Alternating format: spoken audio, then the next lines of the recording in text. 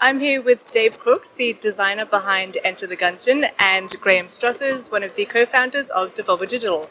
Hey gentlemen, how are you? Good. Yeah, very good, thank you. Yeah, happy to be in Australia. Okay, so we'll start with you, Dave. Can you tell us a little bit about Enter the Gungeon?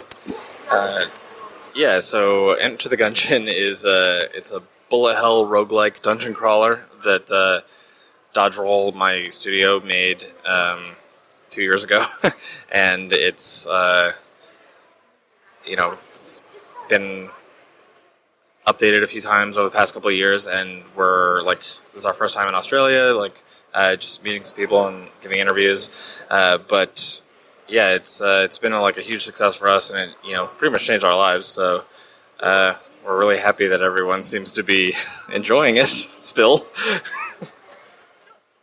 Thank you. So this is one of the most successful titles from Devolver Digital.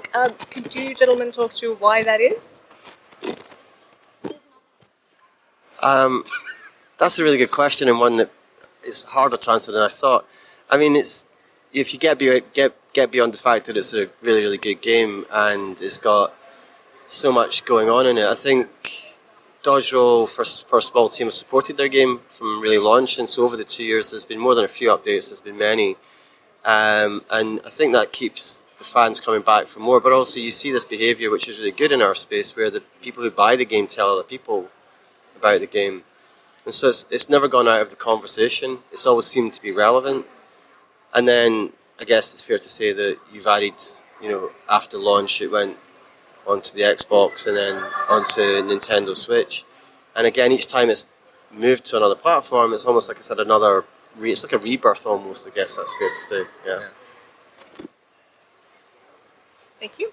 Okay, so in this game you have some characters that are called Gungeoneers. Can you tell us what have they done to end up in the Gungeon? So the whole idea behind the Gungeon is that the reason that you would enter it is to find the gun that can kill the past. It's a very goofy game, but the individual stories are actually a little bit tragic, and so the characters want to undo something about their lives. And this is that sort of structure was actually inspired by a book by Dan Simmons called Hyperion, where these pilgrims are going to this place called the Time Tombs, and they each get a chance to have a wish, and there's something really terrible or whatever that they want to change about their life. And so for the four characters, it's pretty broad. We're hitting a bunch of archetypes. It's a lot of movie references, a lot of game references. So it's, when I say it's a little bit tragic, everything is kind of mitigated by the humor of the game. But yeah, we just built a few tragic figures. We have a Han Solo character who left his Chewbacca behind, and we have somebody. I mean, it's true.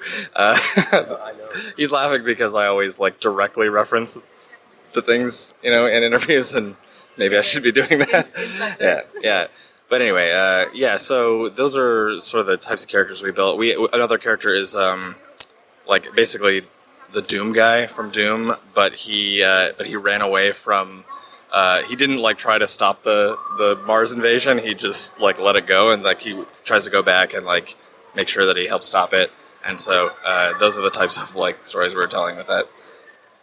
So, Graeme, you've spoken about putting the needs of the developer before the publisher.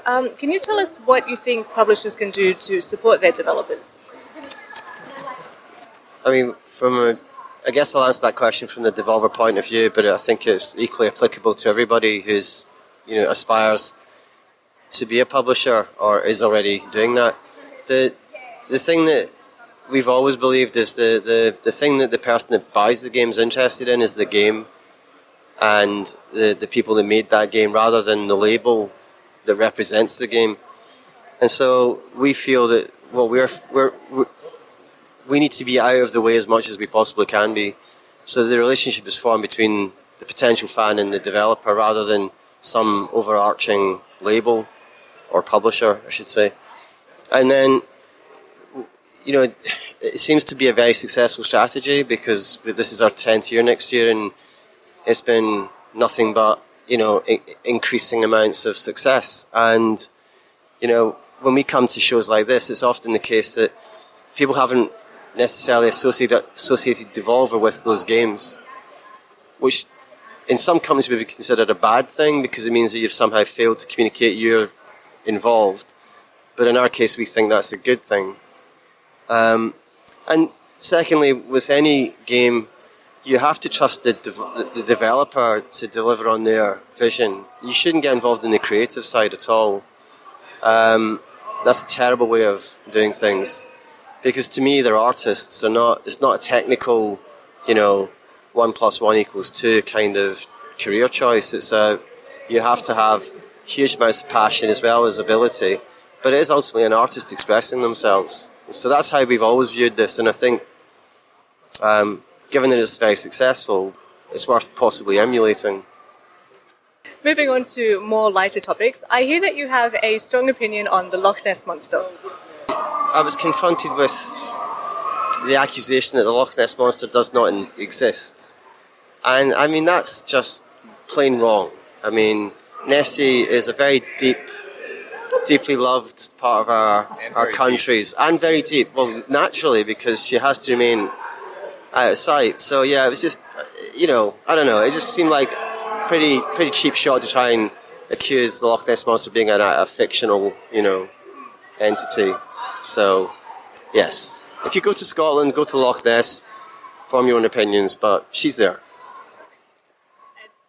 Dave, what are your opinions? Would you like to add something to this? I just follow Graham's lead. I haven't been to Scotland yet. He hasn't taken me. Sorry, yes. I'm a terrible person.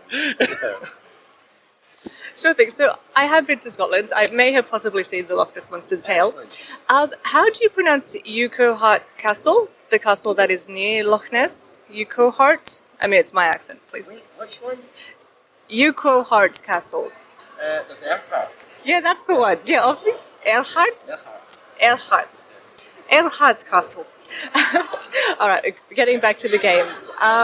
If people did want to purchase your titles or stay up to date with you, how can they do that?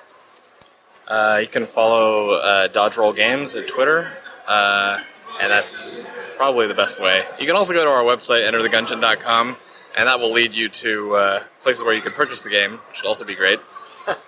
If you haven't done that already. For Devolvers, I'd say Twitter is the best way of keeping in touch with us, so it's at Devolver Digital.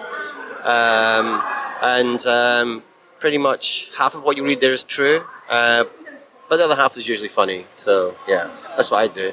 And as to where the games are, they live on Steam, they live on Switch, they live on PlayStation and on Xbox, so we're covering pretty much all the bases, I feel. So Dave Crooks and Graeme Struthers, thank you very much for your time. Thank you. Yeah, it's been great. Cheers. Bye.